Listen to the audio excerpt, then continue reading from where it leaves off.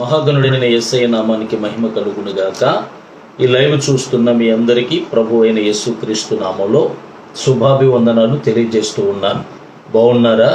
దేవుడు తన అపారమైన ప్రేమను బట్టి, కృపను బట్టి గతించిన ఈ దినమంతా కూడా ఆయన సజీవమైన రెక్కల చాటున కాసి కాపాడి భద్రపరిచి ఈ సాయంత్రపు వేళ దేవుని వాక్యాన్ని ధ్యానించటానికి, దేవుని వాక్యం వినటానికి దేవుడిచ్చిన గొప్ప భాగ్యాన్ని బట్టి దేవుణ్ణి స్తుతిస్తూ ఉన్నాను. ప్రియులారా, అనేక మంది వాక్యం ద్వారా, ఈ వర్తమానాల ద్వారా బలపడుతున్నాం అన్నయ్య అని అనేక మంది మెసేజ్ చేస్తున్నారు, ఫోన్ చేస్తున్నారు.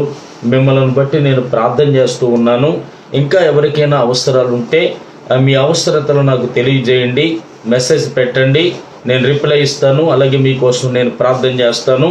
ఈ పరిచర్యను అనేక మందికి తెలియజేయండి. రండి, మీ పనులను ముగించి బైబిల్ పట్టుకొని లైవ్లో పాలుపంపులు పొందాలని ప్రభు పేరిట మీకు మనవి చేస్తూ ఉన్నాను. దేవుని వాక్యాన్ని మనం నిన్న సాయంత్రం నుంచి కూడా ధ్యానం చేస్తున్నాం. మన అంశం పేరు వధించబడిన గొర్రెపిల్ల. మన అంశం పేరు వధించబడిన గొర్రెపిల్ల. వాక్యాన్ని చదువుతున్నాను. ఆదికాండము 22వ అధ్యాయము 10వ వచనం నుంచి ఇలా రాయబడింది.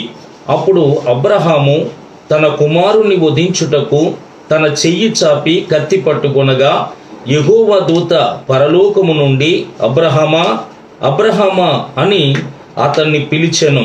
అందుకతడు చిత్తం ప్రభువా అనెను. అప్పుడు ఆయన, ఆ చిన్నవాని మీద చెయ్యి వేయకుము, అతనినేమియూ చెయ్యకుము, నీకు ఒక్కడయ్యున్న నీ కుమారుని నాకియ్య వెనుతీయలేదు గనుక నీవు దేవునికి భయపడువాడు అని ఇందువలన నాకు కనబడుచున్నదనెను.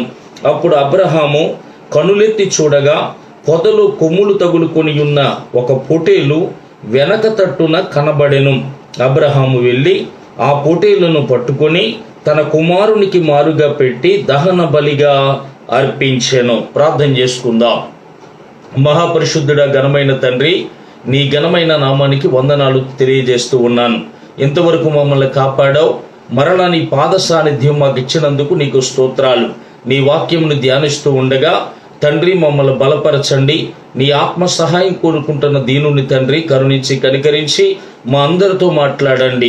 ఆటంకపరిచి అభ్యంతరాలు పెట్టి అనాలోచనలు పెడుతున్న ప్రతి విధమైన దెయ్యపు శక్తులను నజరేయుడైన యేసు నామములో బంధిస్తున్నాను.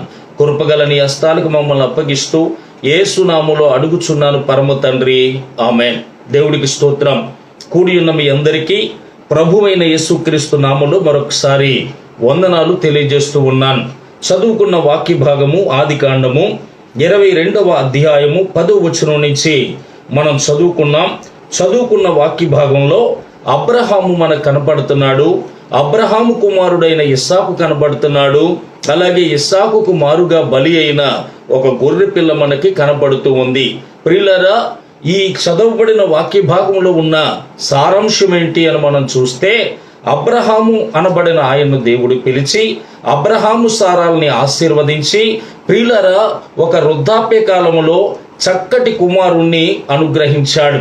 చక్కటి కుమారుని అనుగ్రహించినప్పుడు ఆ బిడ్డను పెంచి ఆనందిస్తూ ఉండగా ఒకరోజు రాత్రి అబ్రహాముతో దేవుడు అంటున్నాడు, అబ్రహామా, నీకు ఒక్కడయ్యున్న నీ కుమారుణ్ణి అనగా నీవు ప్రేమించు ఇస్సాకుని తీసుకొచ్చి మొరియా పర్వతం మీద నాకు దహన బలిగా అర్పించమని చెప్పాడు. అప్పుడు వెంటనే అబ్రహాము ఆ బిడ్డను తీసుకొని ఆ మొరియా పర్వతానికి వెళ్ళి బలిపీఠాన్ని చక్కగా పేర్చి దాని మీద కాళ్ళు చేతులు కట్టిన తన కుమారుని పడుకోబెట్టి అతన్ని వధిందామని కత్తి పట్టుకొని చూడగా పరలోకములో నుండి దేవుడు అంటున్నాడు, ఆగు అబ్రహామా, ఇందును గూర్చి నువ్వు దేవునికి భయపడువాడు అన్న సంగతి మాకు అర్థమవుతుంది, లేదా నాకు కనబడుతుంది. కనుక ఆ పిల్లవాడిని ఏమీ చెయ్యొద్దు, అతని మీద చెయ్యొద్దు అని చెప్పి దేవుడు మాట్లాడినప్పుడు అబ్రహాము పక్కకు చూశాడట. కొమ్ములు తగులుకొని ఉన్నటువంటి ఒక గొర్రె పొటేలు పొదలో వెనక భాగం కనపడిందట. ప్రియులారా, దాన్ని తీసుకొని వచ్చి తన కుమారుడు స్థానంలో దాన్ని బలి అర్పించాడు అని చెప్పి అక్కడ వాక్యంలో మనం చదువుకున్నాం. చదవబడిన ఈ వాక్య భాగంలో అబ్రహాం మనకు కనపడుతూ ఉన్నాడు. ఈ అబ్రహాము తండ్రి ఎవరు అంటే తెరాహు. తెరాహు అనగా సంచారము లేదా అడవి మేక అని అర్థం. అబ్రహాము మొదటి పేరు అబ్రాం. అబ్రాం అనగా జనములకు తండ్రి, అబ్రహాం అనగా అనేక జనములకు తండ్రి అని అర్థం. అబ్రహాం భార్య పేరు సారాయి. మొదట సారాయి అనగా జగడకొండి లేదా గయ్యాలి అని అర్థం. సారాగా దేవుడు ఆశీర్వదించాడు. సారా అనగా రాజకుమార్తె లేదా యువరాణి అని అర్థం. అయితే అక్కడ అబ్రహాముతో దేవుడు స్పష్టంగా మాట్లాడినట్లుగా మన వాక్యంలో చూస్తూ ఉన్నాం. ఈ అబ్రహాము ఏ ప్రాంతం వాడు అని మనం చూస్తే మెసొపొతేమియా దేశానికి చెందినవాడు. అపోస్తుల కార్యాల గ్రంథం 7వ అధ్యాయం 2వ వచనంలో అక్కడ స్టెఫెను అంటాడు, తండ్రులారా, సహోదరులారా, మన పితరుడైన అబ్రహాము తండ్రి అయినటువంటి తెరహు ఆరానుకు రాకముందు మెసొపొతేమియాలో ఉండగా మహిమ గల దేవుడు ఆయనకి ప్రత్యక్షమయ్యాడు అని చెప్పి వాక్యంలో మనం చదువుతాం. మెసొపొతేమియా దేశానికి చెందినవాడు. మీరు అనొచ్చు, అదేటండి కల్దీల దేశానికి చెందినవాడు కదా అని. మెసొపొతేమియా దేశమే కానీ కల్దీలు దక్షిణ దిశగా ఉన్నారు గనుక దాన్ని కల్దీల దేశము అన్నారు. అలా మెసొపొతేమియా దేశంలో నివాసం ఉన్నటువంటి అబ్రహాము, ఆయనలో ఉన్న లక్షణాలు నిన్న మనం ధ్యానం చేశాం. ఏమిటా లక్షణాలంటే ఆయన కష్టపడి సంపాదించుకొని తన కుటుంబాన్ని పోషించుకున్నటువంటి వాడిగా మనకు కనపడుతున్నాడు. అబ్రహాములో ఉన్న మొదటి లక్షణం కష్టపడి కుటుంబాన్ని పెంచుకునేటువంటి వాడు. నువ్వు నేను కూడా కష్టపడకుండా జులాయిలుగా, కష్టపడకుండా సోమరిపోతుల్లా తినేసి తిరగకూడదు. భార్య మీద ఆధారపడి, పిల్లల మీద ఆధారపడి బ్రతకూడదు. కానీ కష్టపడి చెమటూర్చి ₹1 సంపాదించి భార్య బిడ్డల్ని, తల్లిదండ్రుల్ని, తోబుట్టుల్ని పోషించుకోవాలని ఒక దైవజనుడిగా, నీ సహోదరుడిగా నేను హెచ్చరిస్తూ ఉన్నాను. కనుక కష్టపడిన కుటుంబానికి చెందినవాడు. సరే, కష్టపడుతున్నాను, ₹10 వస్తున్నాయి, పర్వాలేదులే అని చెప్పి బాగానే వెళ్ళిపోతుంది నా జీవితం అని ఆగలేదు. కానీ రెండవదిగా తనలో ఉన్నటువంటి లక్షణం ఏంటని మనం చూస్తే, దేవుడు ఎవరు, నిజదేవుణ్ణి నేను తెలుసుకోవాలి, నిజదేవుని గురించిన ఆలోచన నాకు కావాలి అనేటువంటి ఆలోచనతో ఈ భూమిని చేసింది ఎవరు, ఆకాశాన్ని చేసింది ఎవరు, సూర్యచంద్ర నక్షత్రాలను చేసింది ఎవరు అని చెప్పి ఆ నిజదేవుడు నాకు తెలవాలి అని చెప్పి ఆలోచన చేసి అన్వేషణ చేసినటువంటి ఓ సత్య అన్వేషి అని చెప్పి మనం చెప్పొచ్చు. ప్రియులారా, వాక్యం వింటున్న నువ్వు కూడా ఏదో తింటున్నాను, బాగానే ఉన్నాను, నా కుటుంబం చక్కగా వెళ్ళిపోతుంది, ఏ లోటు లేదు అనుకుంటే చాలదు. కానీ నిజదేవుడి కోసం నువ్వు తెలుసుకోవాలి. తినటానికి ఆహారం ఎలాగో, అలాగే తాగటానికి నీళ్ళు ఎలాగో, అలాగే పీల్చడానికి గాలి ఎలాగో దేవుడు అవసరం కూడా మనిషికి అంతే. ప్రియులారా, అందుకనే నిజదేవుడు ఎవరు, నన్ను చేసింది ఎవరు, నాలో ఉన్న ఈ ఊపిరి ఎవరిది, ఏది చేస్తే పరమునికి వెళ్తాను, ఏది చేస్తే, ఏది నమ్మితే నేను పరమునికి వెళ్తాను, ఏది చేస్తే నా పాపాలు క్షమించబడతాయి అనే ఆలోచన ప్రతి ఒక్కరికి కావాలని ప్రభు పేరిట మీకు మనవి చేస్తూ ఉన్నాను. చూడండి, దేవుని వాక్యం ఏమని చెప్తుందంటే, చూడండి, ఇర్మియా గ్రంథము, దేవుని యొక్క వాక్య గ్రంథములో నుండి ఇర్మియా గ్రంథము 9వ అధ్యాయము, దేవుని యొక్క వాక్య గ్రంథములో నుండి ఇర్మియా గ్రంథం 9వ అధ్యాయము 23వ వచనం ఇలా చెబుతూ ఉంది. యెహోవా ఇలాగు సెలవిచ్చుచున్నాడు, జ్ఞాని తన జ్ఞానమును బట్టియు, సూర్యుడు తన శౌర్యమును బట్టియు అతిశయింపకూడదు, ఐశ్వర్యవంతుడు తన ఐశ్వర్యమును బట్టి అతిశయింపకూడదు. అతిశయించువాడు దేనిని బట్టి అతిశయించవలెననగా, భూమి మీద కృప చూపుచు నీతి న్యాయములు జరిగించుచున్న యెహోవాను నేనే అని గ్రహించి నన్ను పరిశీలనగా తెలుసుకొనుటను బట్టియే అతిశయింపవలెను. అట్టి వాటిలో నేను ఆనందించువాడనని యెహోవా సెలవిచ్చుచున్నాడు. చూసారా, జ్ఞాని తన జ్ఞానమును బట్టి, బలవంతుడు తన బలమును బట్టి, ఐశ్వర్యవంతుడు తన ఐశ్వర్యమును బట్టి అతిశయించకూడదట. ప్రియులారా, సృష్టికర్త అయిన దేవుణ్ణి నేను తెలుసుకున్నాను, నన్ను చేసిన దేవుణ్ణి, నాలో ఊపిరి ఊదిన దేవుణ్ణి, నా పాపాల కొరకు కలవరిగిరిలో మరణించిన దేవుణ్ణి, నా కోసం పరలోకాన్ని సిద్ధపరిచినటువంటి దేవుణ్ణి నేను కలిగి ఉన్నాను. నా యంత అదృష్టవంతుడు లేడు, నా యంత భాగ్యవంతుడు లేడని చెప్పి అతిశయించాలి అని చెప్పి దేవుని వాక్యం తేటగా తెలియజేస్తూ ఉంది. ఎప్పుడైనా దేవుడి గురించిన ఆలోచన నీకు వచ్చిందా? అసలు దేవుని గురించిన ఆలోచన, దేవుని కూర్చినటువంటి ఆ తలంపు ఎప్పుడైనా నీకు రాకపోతే, ఎప్పుడైనా ఆ సృష్టికర్త అయిన దేవుణ్ణి నమ్ముకొని ఆయన పాదాలు పట్టుకొని కన్నీరు కార్చి నా పాపాలు క్షమించు అని అడిగి ఆ పరలోక రాజ్యపు వారసత్వాన్ని పొందాలని ప్రభు పేరిట నీకు నేను మనవి చేస్తూ ఉన్నాను. కనుక అబ్రహాములో ఉన్న రెండవ లక్షణం ఏంటంటే సత్యదేవుణ్ణి ఆయన తెలుసుకోగలిగాడు. సత్యదేవుడి కోసం అన్వేషణ చేసి ఆ సృష్టికర్త అయిన దేవుణ్ణి తెలుసుకున్నాడు. అయితే ఆ దేవుడు ఒకసారి అబ్రహామును దర్శించి అబ్రహాముతో ఇలా చెప్పాడు.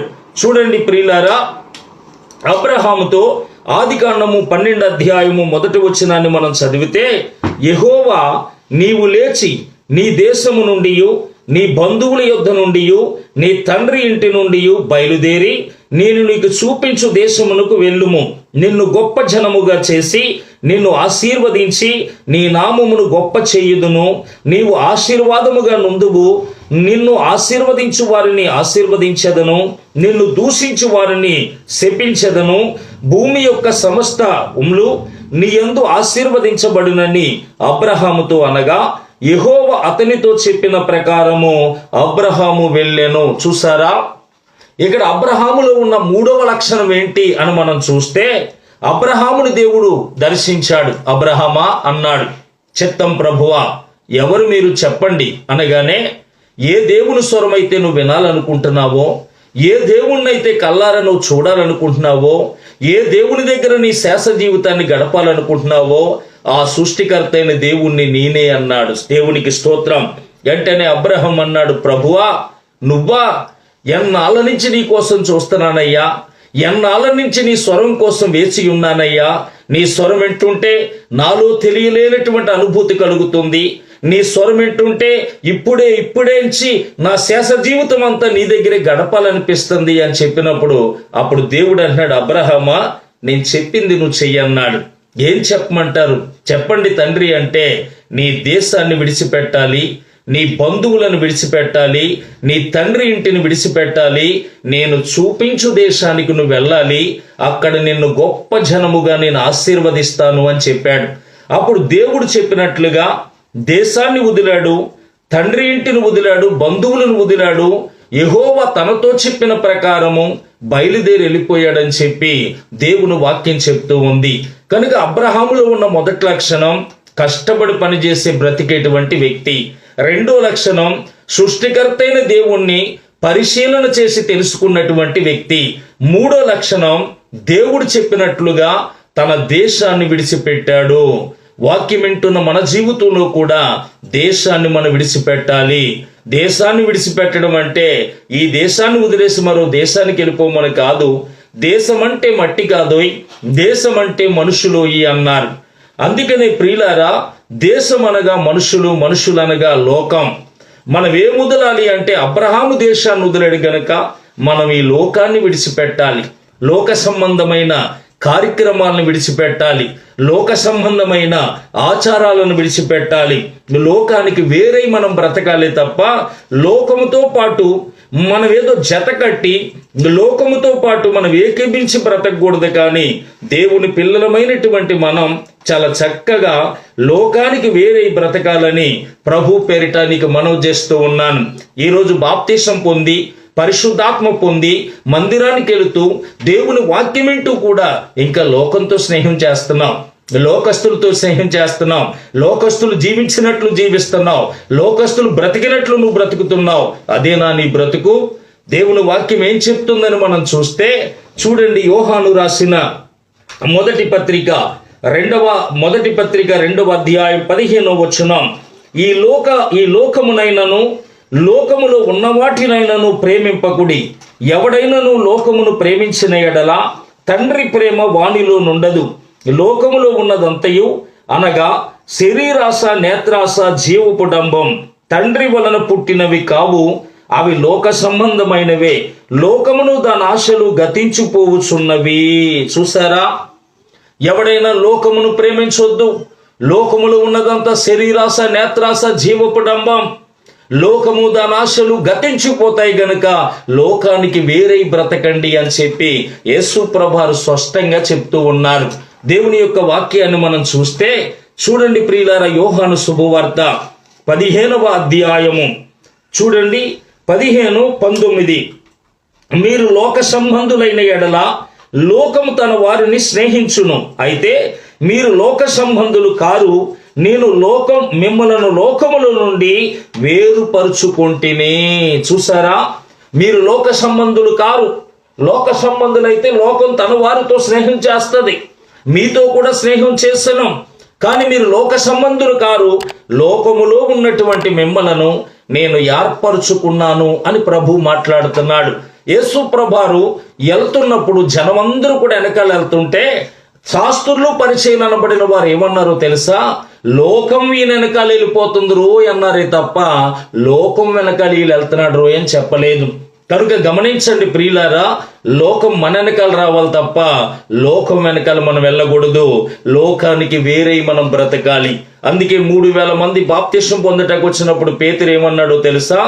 మూర్ఖులకు ఈ తరము వారికి వేరే బ్రతకండి అని చెప్పాడు.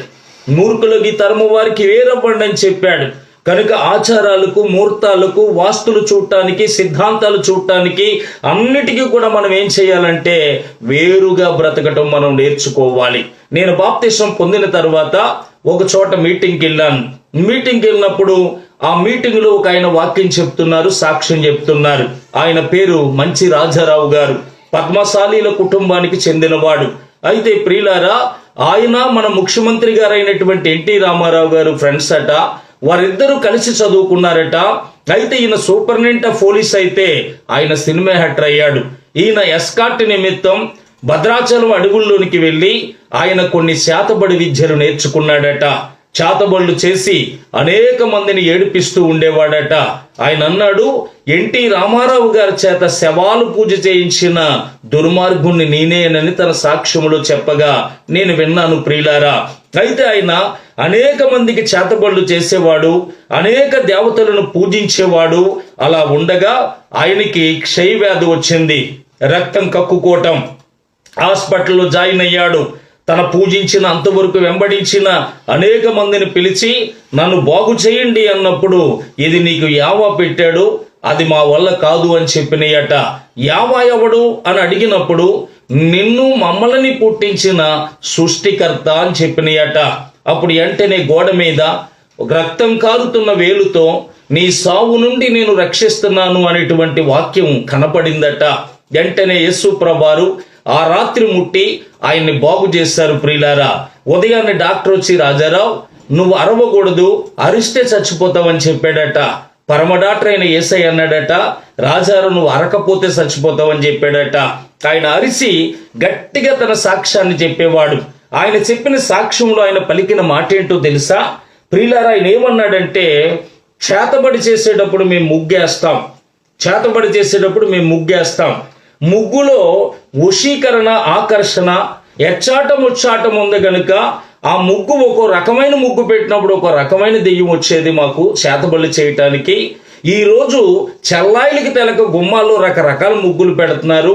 రకరకాల ముగ్గులు ఇలా తెలకుండా పెడుతున్నారు కనుక తెలియలేని కొన్ని దురాత్మలు వచ్చి అక్కడ కూర్చొని వారి ఇంట్లో ఆరోగ్యం లేకుండా, వారికి మనశ్శాంతి లేకుండా చేస్తున్నాయి. దేవుని నమ్ముకున్న పిల్లలు వాకట్లో ముగ్గు పెట్టకూడదు అని చెప్పాడు. వెంటనే నేను వాక్యం విన్నాను, వచ్చాను. మా ఇంటికాడ అడిగారు దేవుడు ఏం మాట్లాడాడని. మనం ముగ్గు పెట్టకూడదట అన్నాను. ఆ రోజు నుంచి ఈ రోజు వరకు మా ఇంటి దగ్గర నీళ్ళైతే జల్లుతారేమో కానీ ముగ్గు మాత్రం పెట్టరు. అదే కాకుండా మా చర్చిలో కూడా చాలా మంది ప్రియులారా నీళ్లు జల్లుతారే తప్ప ముగ్గు మాత్రం పెట్టరు. దేవుని పిల్లలు ముగ్గు పెట్టకూడదు, ముగ్గుల జోలికి వెళ్ళకూడదు. కానీ ఈ రోజు దేవుని పిల్లల పరిస్థితి ఎలా ఉందో తెలుసా? వాకళ్ళ సాలక చేతుల మీద ఇక్కడి నుంచి ఇక్కడ దాకా ముగ్గులేయాల, ముగ్గులు తగులడిపోను. ఈరోజు ముగ్గుల్లో ఉన్నారండి, ముగ్గులు పెడుతూ ఉన్నారండి, ముగ్గులు పోటీలకు వెళ్తున్నారండి. ప్రియులారా ముగ్గులు పెట్టకూడదు. అన్యులు చేసేది మనం ఏది కూడా చెయ్యకూడదు. అన్యులు దేవుడు తెలియదు గనుక వారు ఏవేవో చేస్తారు.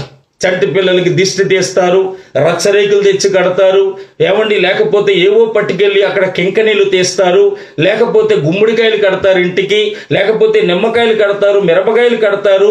అన్యులు వారు భగవంతుడు తెలియదు కనుక వారికి ఏవేవో చేస్తారు. వాళ్ళ తప్పేమీ లేదు, వాళ్ళకి తెలక చేస్తున్నారు. కానీ నువ్వు తెలుసుండి చేస్తున్నావే. దేవుని నమ్ముకున్న వాక్యం వింటున్నావు, నీకు తెలుసు లోకస్తులు పోయే మార్గంలో వెళ్ళకూడదని, లోకంలో పాటు మనం ఏకమవకూడదని, లోకానికి వేరే మనం బ్రతకాలని నీకు తెలుసు. అయినా సరే లోక సంబంధమైనటువంటి కార్యక్రమాల్లో పాలు పంపులు పొందుతున్నావు. చాలా మంది అండి ఇప్పటికీ కూడా మంచి చెడ్డలు చూసే వాళ్ళు చాలా మంది ఉన్నారు. ఇవాళ అమావాస్య అండి మంచిది కాదండి, రేపు పౌర్ణమి అండి ఎల్లుండు అది చాలా మంచిదండి అంటారు. పౌర్ణమి మంచిదా, అమావాస్య మంచిదా? అమావాస్య మంచిది. అమావాస్య నాడు కొమ్ము ఊదిడి అని చెప్పి వాక్యంలో రాయబడింది. మనం మామూలుగా చూసుకున్నా అమావాస్య ఎందుకు మంచిది కాదు అంటే, అమావాస్య వెళ్ళిన తర్వాత అక్కడ చంద్రుడు చిన్నవాడు ఉంటాడు. తర్వాత 15 రోజులకి రాను రాను పెద్దవాడు అవుతాడు. పౌర్ణమి రోజు చంద్రుడు చాలా పెద్దోడు ఉంటాడు, కానీ 15 రోజులకి రాను తగ్గిపోతాడు. కనుక అమావాస్య చీకటని, పౌర్ణమి ఎలుగని, పౌర్ణమి మంచిదంటారు. కానీ ప్రియులారా, పౌర్ణమి రోజు పెళ్లి చేసుకుంటే ప్రేమలు పొంగిపోతాయి అంటారు. పౌర్ణమి రోజు పెళ్లి చేసుకుంటే ప్రేమలు చాలా ఎక్కువైపోతాయి అంటారు. అమావాస్య నాడు పెళ్లి చేసుకుంటే చాలా నష్టం అంటారు. నేను అంటాను, అమావాస్య చాలా మంచిది. అమావాస్య నాడు చంద్రుడు 15 రోజులకి రోజు పెద్దోడవుతాడు. అమావాస్య నాడు పెళ్లి చేసుకుంటే పుట్టిన ప్రేమ రోజుకి పెద్దదవుతుంది.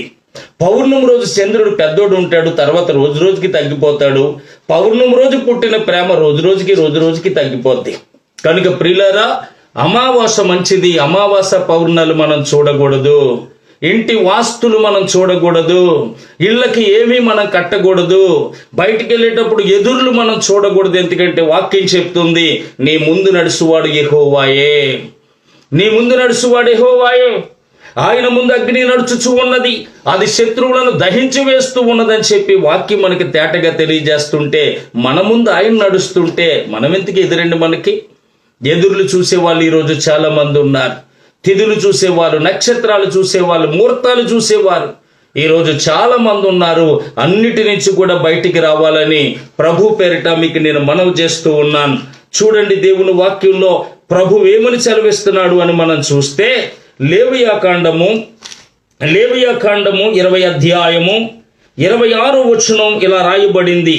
యెహోవా అను నేను పరిశుద్ధుడను, మీరు నా వారయుండునట్లు అన్య జనములలో నుండి మిమ్మును వేరుపరిచితిని.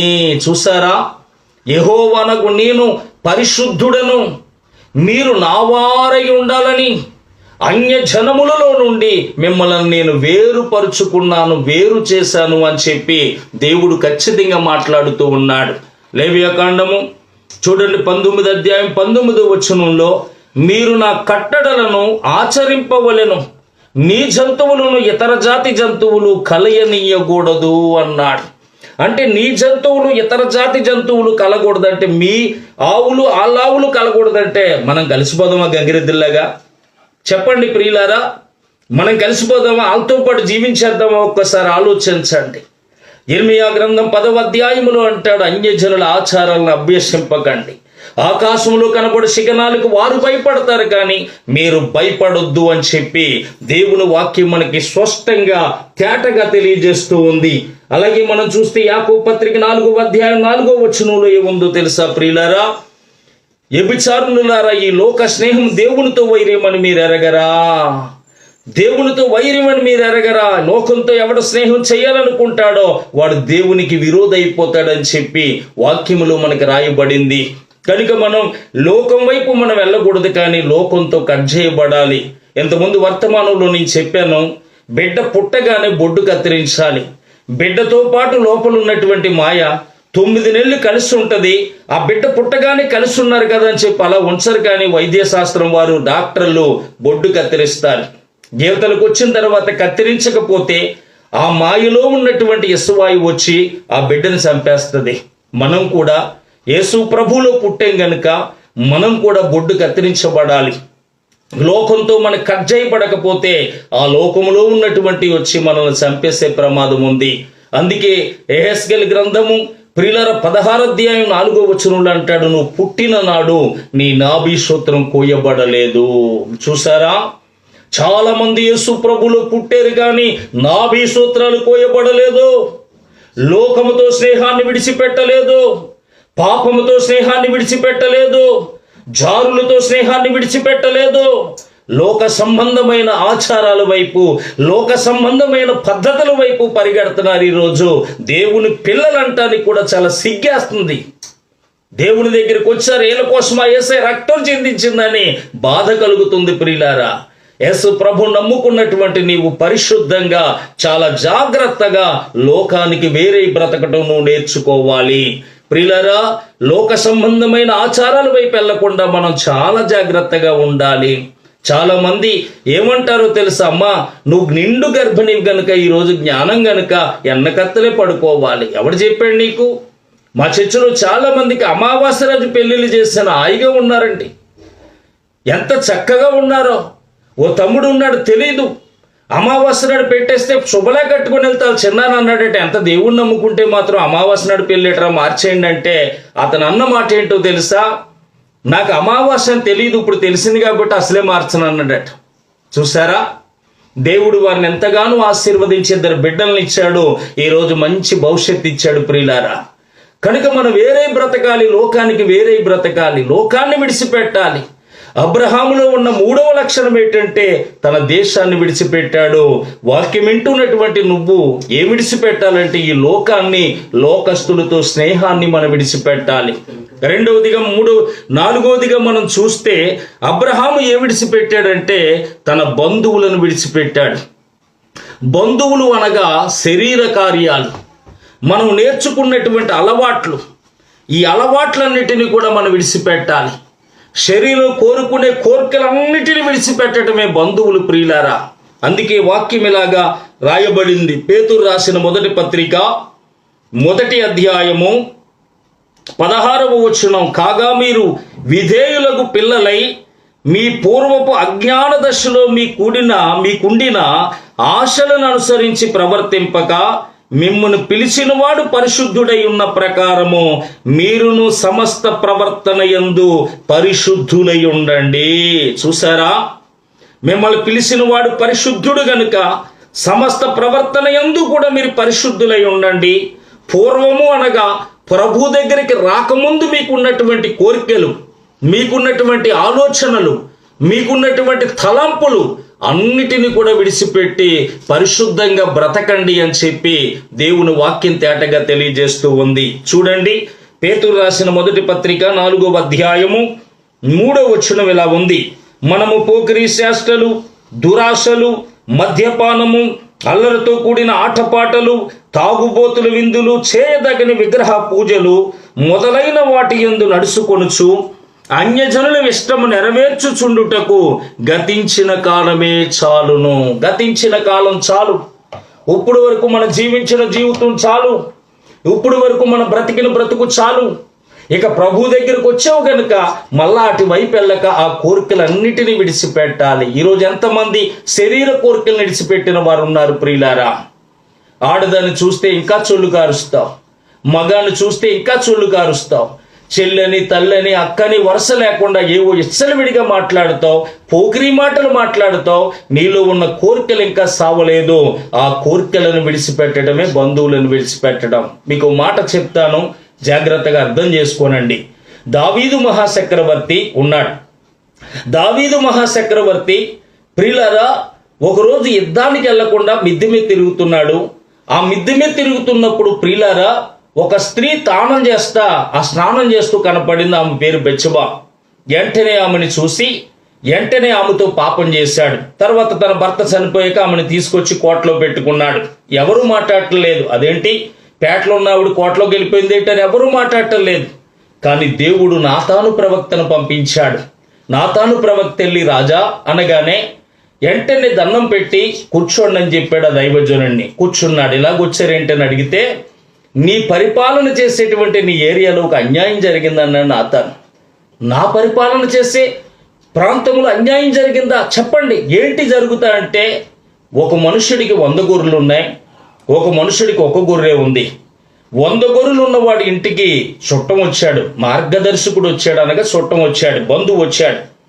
అయితే ఆ బంధువుకి భోజనం పెట్టడానికి ఆ 100 గొర్రెల్లో ఒక దాన్ని వధించి భోజనం పెట్టవలసిన ఆయన 100 గొర్రెల్లో జోలికి వెళ్లకుండా ఈ 1 గొర్రెని అందంగా పెంచుకుంటుంటే దాన్ని తీసుకొచ్చి వధించి భోజనం పెట్టాడు అంటే ఆ దుర్మార్గుని కఠినంగా శిక్షించాలి అన్నాడు. 1 గొర్రెకి 4 గొర్రెలు ఇవ్వాలి అన్నాడు. వెంటనే ఈ ప్రవక్త ఏమాత్రం జరగకుండా అన్నాడు, ఆ దుర్మార్గుడవు నువ్వే అన్నాడు. వెంటనే అతను నేను పాపం చేశానని కాళ్ళ మీద పడ్డాడు, పశ్చాత్తాపడ్డాడు. అంటే దావీదు రాజులు యుద్ధం చేసే కాలంలో మిద్దె మీద తిరుగుతుండగా ఒక స్త్రీని చూడగానే తన మనసులో పుట్టిన శరీర కోరికే దావీదు ఇంటికి వచ్చినటువంటి బంధువు, మర్చిపోకండి. అందుకనే బంధువులు అనగా శరీర కోరికలు, శరీర కోర్పులను మనం విడిచిపెట్టాలి. దేశాన్ని విడిచిపెట్టాడు, తర్వాత మనం చూస్తే బంధువులను విడిచిపెట్టాడు. మనం కూడా ఏం చేయాలి అని చూస్తే ప్రియులారా, దేవుడు చెప్పినట్లుగా మనం కూడా లోకాన్ని విడిచిపెట్టాలి, మన శరీర కోరికలను విడిచిపెట్టాలి. ఈరోజు శరీర కోరికలు విడిచిపెడుతున్నావా? శరీరం చెప్పినట్లుగా జీవిస్తే సావవలసిన వారమేనట. ఏమండి, శరీరానుసారమైన మనసు సావట, మరణమట. శరీరం చెప్పినట్లుగా జీవించొద్దు. శరీరం చేసేదానికి ఆత్మకు శిక్ష ఉంది. కనుక ప్రియులారా, శరీర కోరికలను మనం విడిచిపెట్టాలి. మనం చూస్తే అబ్రహాము కష్టపడిన కుటుంబానికి చెందినవాడు, తర్వాత నిజదేవుని తెలుసుకున్నవాడు, తర్వాత దేశాన్ని విడిచిపెట్టాడు, తర్వాత బంధువులను విడిచిపెట్టాడు. ఐదవదిగా మనం చూస్తే తన తండ్రి ఇంటిని విడిచిపెట్టాడు. తండ్రి ఇంటిని విడిచిపెట్టాడు. మనం కూడా మన తండ్రి ఇంటిని మనం విడిచిపెట్టాలి. ఏమిటి తండ్రి ఇల్లు అని మనం చూస్తే యోహాను శుభవార్తలో 8వ అధ్యాయం 44వ వచనంలో ఒక మాట ఉంది. మీరు మీ తండ్రి యగు అపవాది సంబంధులు, మీ తండ్రి దురాశలను నెరవేర్చగోరుచున్నారు. చూసారా, మీరు మీ తండ్రి యగు అపవాది సంబంధులు, మీ తండ్రి దురాశలనే మీరు నెరవేర్చగోరుచున్నారు అన్నాడు ఇక్కడ. అంటే మన తండ్రి ఒకప్పుడు ఎవరంటే అపవాది. ఏమండి, అపవాది కపస్తకాల్లోంచి మనం బయటికి రావాలి, దాన్ని విడిచిపెట్టాలంటే దాని అర్థం, అపవాదికి మరొక పేరు ఉంది, సాతానని, అబద్ధునని, ఘటసర్పమని, అలాగే దుష్టుడు అని పేరుంది. మనం ఏం చేయాలి అంటే మన తండ్రి అనబడుతున్న అపవాది సంబంధమైన కార్యకలాపాలను విడిచిపెట్టాలి. దుష్ట సాంగత్యం మంచి నడవడికని చెరిపివేస్తుంది అని చెప్పి వాక్యములో రాయబడింది. కనుక దుష్టులతో మనం స్నేహం చేయకూడదు. మనకున్నటువంటి ఆ దుష్ట స్నేహాలన్నిటినీ కూడా విడిచిపెట్టి బయటికి రావాలి. అలా బయటికి రాగలిగితేనే ప్రియులారా, మనం దేవుడు చెప్పినట్లు చేసినట్టు. వాళ్ళు ఎంత పాడు చేస్తారో తెలుసా? నాకు చిన్నప్పుడు మా తాతయ్య గారు చనిపోయారు, 25 లక్షల ఆస్తి. మా తాతయ్య గారు చనిపోయినప్పుడు మా నాన్నగారు కూడా చనిపోయారు, మా తాతయ్య గారు చనిపోయారు. నేను చిన్న పిల్లోడిని, ఆస్తి నా చేతికి వచ్చింది, వ్యాపారం చేయటం మొదలు పెట్టాను. చాలా చక్కగా అమ్మ చెప్పినట్లుగా బుద్ధిమంతుడిగా నేను నడుస్తున్నటువంటి రోజుల్లో కొంతమంది స్నేహితులు నాకు కలిశారు. ఆ స్నేహితులు కలిసి, ఒరే బీరు తాగితే ఒళ్ళు వస్తుందని ఒకడు, బ్యాందీ తాగితే ఒళ్ళు నొప్పులు పోతాయని ఒకడు, ఇలాగ ఎర్రి పెట్టి లేనిపోయిన అలవాట్లకి బానిస చేశాడు. చివరికి ఆ 25 లక్షల తాగుడికి పాడు చేసి రోడ్డు మీద అడుక్కున్నప్పుడు యేసు ప్రభు దొరికాడు. దేవుడికి స్తోత్రం. వెంటనే నాకున్న స్నేహాలన్నిటినీ కట్ చేశాను, నాకున్న అలవాట్లన్నిటినీ కట్ చేశాను. రోజుకి కిల్లీలు తినేవాడిని. పాస్టర్ గారు అన్నారు, లావంగ మొగ్గైనా వేసుకో పర్లేదన్నారు. నేను వేసుకోనండి, వదిలేశాను అంతే. రోజుకు 3 పుల్లులు తాగేవాడిని, ఒకే రాత్రి మానేశాను అంతే. నాకేం అవ్వలేదండి ప్రియులరు, ఏమి అవ్వలేదు. నిత్యము నిలుసు సియోను కొండవలే దేవుడు నిలబెట్టాడు. కనుక గమనించండి, అపవాది సంబంధమైనటువంటి దుష్ట స్నేహాలన్నిటినీ విడిచిపెట్టాలి. ప్రభువు నమ్ముతారు కానీ అక్కడొకడుగు ఇక్కడొకడుగు వేస్తారు. అక్కడొకడుగు ఇక్కడొక అడిగేసేది ఎవడ లక్షణం అంటే అపవాది లక్షణం. సాతానా, ఎక్కడి నుంచి వచ్చామంటే భూమి మీద ఒక అడుగు ఇక్కడ, ఒక అడుగు అక్కడ వేస్తూ వచ్చాను అన్నాడు. అక్కడొకడుగు ఇక్కడొకడుగు కాదు, వాక్యమంతా వినేయటం, వెంటనే వెళ్ళి మళ్ళా స్నేహాలు చేయటం, వాళ్ళ దగ్గర కూర్చోవటం, ఇలాంటివి చేయకూడదండి. నువ్వు ప్రత్యేకంగా నువ్వు ఉండాలి. నీ భార్య, నీ పిల్లలు, తల్లిదండ్రులు, తోబుట్టువులు ఆనందంగా ఇంటికాడ కుటుంబారాధన చేసుకొని, ఆనందంగా కుటుంబారాధనలో చాలా చక్కగా ప్రతి ఇంట్లో కుటుంబారాధన జరగాలి. ఆ కుటుంబారాధన జరిగేటువంటి కుటుంబాలు ఒక చిన్న పరలోక రాజ్యం లాంటివి. కుటుంబారాధనలో చాలా ఆశీర్వాదం ఉంది. ఒకసారి పిచ్చివాడై పాడైపోయి వ్యాధిగ్రస్తుడై రక్తం కక్కుకుంటూ సావుకు దగ్గరైనటువంటి కుర్రాడు ప్రియులారా ఒక కుటుంబారాధనలోకి వెళ్ళి కాసేపు తెలిసినా తెలియపోయినా అక్కడ కూర్చొని ఆ కుటుంబారాధనలో వాళ్ళతో పాటు తప్పట్లు కొట్టి అయిపోగానే బయటకు వచ్చేగానే దేవుడు దర్శించి ఆ బిడ్డను సంపూర్ణ ఆరోగ్యవంతుడిగా చేశాడు. ఆయనే దైవజనుడు యేసన్న గారు. గమనించండి ప్రియమైన వారిలారా, కుటుంబారాధన చేసుకోవాలి. ఏమన్నా అంతే తప్ప పాపిష్టి మనుషుల దగ్గరికి, పాత స్నేహాల దగ్గరికి మనం ఏమాత్రం కూడా వెళ్ళకూడదు. వాటన్నిటిని మనం విడిచిపెట్టాలి. కనుక అబ్రహాములో ఉన్న లక్షణాలు, కష్టపడి పనిచేసేవాడు నువ్వు నేను కష్టపడి పని చేయటం నేర్చుకోవాలి. 2, నిజదేవుని తెలుసుకున్నాడు. నువ్వు నిజదేవుడి కోసం ఆలోచించి నిజదేవుని తెలుసుకోవాలి. నాకు యేసు ప్రభు పడదండి, యేసు ప్రభు మాటలంటే పడవండి, మైకులు కట్టించేస్తానండి, పాస్టర్ గారిని కొట్టేస్తానండి, దేవుని నమ్ముకున్న వాళ్ళని చంపేస్తానండి అంటే అది గొప్పేమి కాదు. అది గొప్పేమి కాదు. నువ్వు చంపేసినా చచ్చిపోతారు, నువ్వు చంపకపోయినా ఏదో రోజు చచ్చిపోతావు. సావు అంటే భయం ఏమీ లేదు. ప్రియులారా, సావు దేవుని నమ్ముకున్న వాడికి సావు ప్రమోషన్ లాంటిది, అది మర్చిపోకండి. అది ఎంత బేగొస్తే అంత మంచిదే. కనుక సావు కోసం కాదు, కొట్టేయటం గొప్ప కాదు, నలుగురిని కొట్టేయటం గొప్ప, తిట్టేయటం గొప్ప, మైకులు కట్టించేయటం గొప్ప అనుకుంటున్నావా? కానీ నీలో ఉన్న ఆత్మ ఏమైపోతుందో ఒక్కసారి ఆలోచించు. నీలో ఉన్న ఆత్మ ఏమైపోతుంది? ఎక్కడికి వెళ్తుంది? నువ్వు చనిపోతే ఎక్కడికి వెళ్తావు? మేము చనిపోతే పరలోకం వెళ్తాం. దేవుని రక్తంలో కడగబడ్డాం. నువ్వు కడగబడ్డావా? ఆయన్ని ఎంబడిస్తున్నావా? ఒక్కసారి నిజదేవుని నువ్వు తెలుసుకోవాలి. తర్వాత ఆయన దేశాన్ని వదిలాడు అబ్రహాం. 3వదిగా నువ్వు లోకాన్ని వదలాలి. 4వదిగా బంధువులను వదిలాడు. నువ్వు శరీర కార్యాలను విడిచిపెట్టాలి. 5వదిగా మనం చూస్తే తండ్రి ఇంటిని విడిచిపెట్టాడు. మనం కూడా అపవాది సంబంధమైన కార్యక్రమాలు మనం విడిచిపెట్టాలి. ఇంకా అబ్రహాం ఏం చేశాడు అనేది రేపు సాయంత్రం మరలా దేవుని వాక్యాన్ని మనం నేర్చుకుందాం. ఈ మాటలు దేవుడు దీవించునుగాక. ఆమెన్. ప్రార్థన చేస్తాను. మహాపరిశుద్ధుడ, ఘనమైన తండ్రి, నీకు వందనాలు. ఎత్తబడిన మాటలు అందరి హృదయంలో ఫలభరితంగా మార్చండి. రేపు రాత్రి ఇంకా అనేక విషయాలు మాతో మాట్లాడి మమ్మల్ని బలపరచండి. వాక్యం వింటున్న నా ప్రియమైన అన్నలు, తమ్ముళ్ళు, అక్కలు, చెల్లాయిలు అందరినీ కూడా మీరు దీవించి ఆయురారోగ్యాల, ఆయుష్, కృపాక్షేమాలు తోడుగా ఉంచి పోషించి సంరక్షించండి. మీరే మహిమ పొందండి. యేసు నామములో అడుగుచున్నాను పరమ తండ్రి. ఆమెన్. సర్వశక్తుడైన యేసయ్య కృప నిత్యము మీకు తోడై ఉండును గాక. ఆమెన్. వాక్యం విన్నారు. ఆత్మీయంగా మేము బలపడుతున్నాం అన్నయ్య అన్నవారు మెసేజ్ పెట్టండి, ఫోన్ చేయండి. మీకోసం నేను ప్రార్థన చేస్తాను. ఆత్మీయతలో మీరు బలపడి ఉంటే ఈ పరిచర్యకు సహకారాన్ని అందించి సహకారులుగా ఉండండి. ఈ పరిచర్య కోసం ప్రార్థన చేసి ఈ పరిచర్యను అనేక మందికి షేర్ చేసి తెలియజేసి ప్రియులారా, ఈ వర్తమానాలు అనేక మందికి పంపించండి. మా యూట్యూబ్ ఛానల్ని సబ్స్క్రైబ్ చేసుకోండి. అనేక మంది చేత సబ్స్క్రైబ్ చేయించండి. ప్రియులారా, దైవ ప్రేమ మినిస్ట్రీస్ అఫీషియల్ అనేటువంటిది మీరు యూట్యూబ్ ఛానల్ సబ్స్క్రైబ్ చేసుకొని ఇంకా ఆత్మీయంగా బలపడాలని ప్రభు పేరిట మీకు మనవి చేస్తున్నాను. మా ఫోన్ నెంబర్ 8851517777, మరొక నెంబర్ 88515277. రేపు సాయంత్రం మరలా కలిసి వాక్యాన్ని ధ్యానం చేద్దాం. అంతవరకు దేవుని కృప మనకి తోడై ఉండును గాక. ఆమెన్. వందనాలండి.